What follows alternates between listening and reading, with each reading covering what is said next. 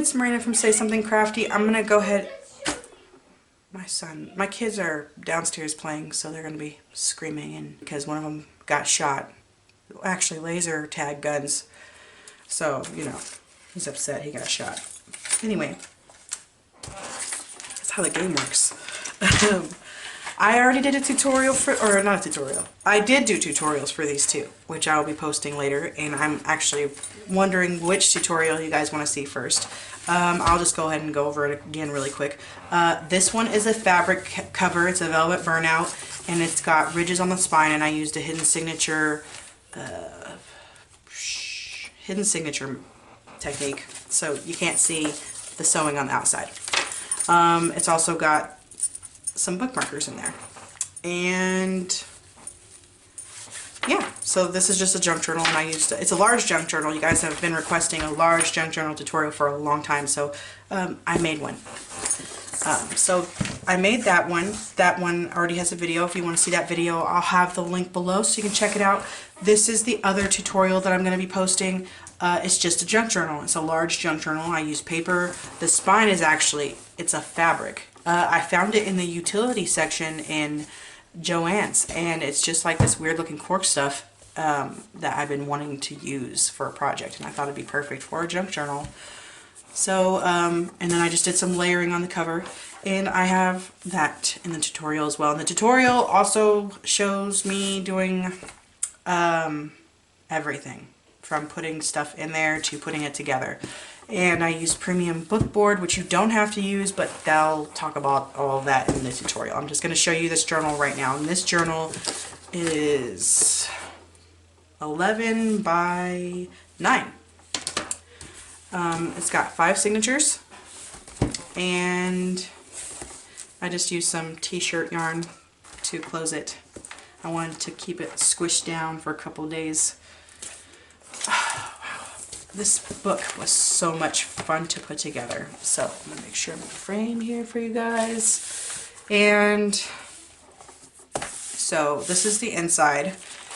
And I just have some ephemera in this altered coffee dyed bag. And it's some cutouts. I used Marion Smith paper, Tim Holtz paper, and some other Paper Studio stuff. And deli paper. The large pages that I used are an HP brand. It's an HP brand of paper, and the pages are actually, they're this big. They're literally this big. I showed it in my last video. And they can be coffee dyed. I like to put a parchment paper. It depends on your oven and how high you have it. I think it depends on how hot you have it and how your oven is, and it's weird. Gas ovens and electric ovens were completely different. It's weird, but it's awesome because, you know, sometimes your paper turns out better with different ovens, and it's cool. So yeah, what was I saying? I forgot. I'm gonna keep flipping through here. This is from Stepping Stones to Happiness. You guys have seen me put these in my books a lot. I try to put a little bit of it in, I don't know, almost everything I make if I can, if it's large enough. With some deli paper, coffee dyed deli paper. I put this on here. It could double as a tuck spot if, let's just do this. So, oops, there. So there is a pocket there, and then there's a pocket here, and this page comes out. And it's this, what I did with it is just a junk journal. I wanted to keep it simple. You can do any style you want to do with the tutorial. Make whatever you want. But I like to add different pages, different types of stuff in here just for interest, you know. I don't like to make it all uniform. Sometimes I do if it's like a book of shadows or something, but for the most part I like to add different stuff. This is from an old Coca-Cola factory in Tell City where I used to live. So I went and bought some stuff from the antique store out there, and they had all these Coca-Cola receipts because there's a Coca-Cola factory there. And the Coca-Cola factory is still there. It's literally right next to the shop, and it's really cool. So I've been putting receipts, these little receipts in there. These old vintage receipts. Here's a poem from the Stepping Stones to Happiness, and that's just a pocket there, and it's got an envelope with some extras in it.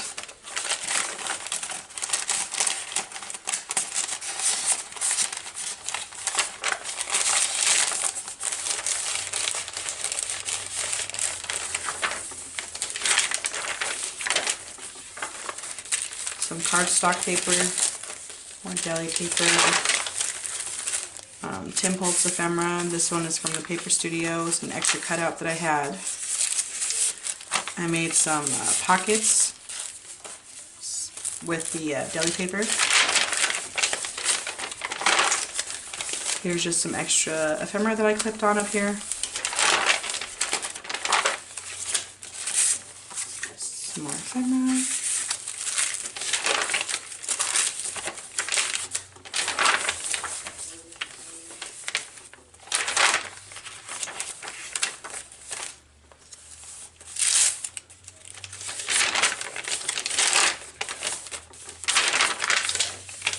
Pocket that I made, or a side loading pocket.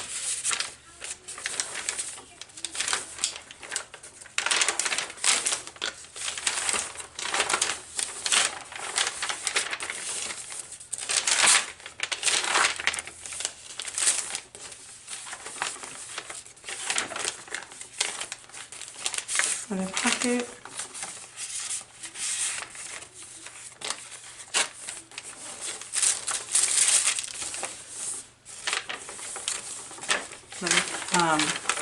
Ephemera that I just clipped onto the side. This paper is some coffee dyed paper that I made in my old gas oven, and I think, actually I think this isn't the coffee dyed paper, I think this is the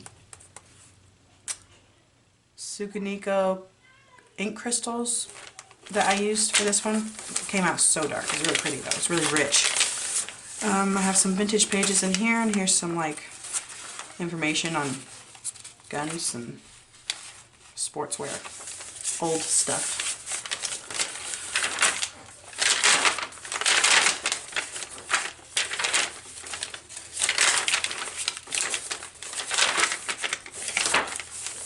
Another cardstock page, deli paper, another page from Stepping Stones to Happiness, and in here I just have a folded paper and a vintage bingo card.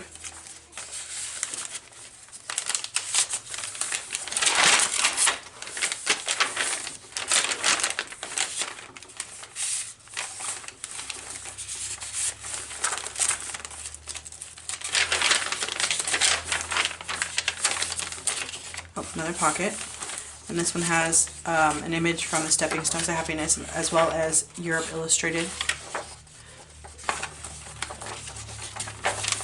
and those are just tucked in there.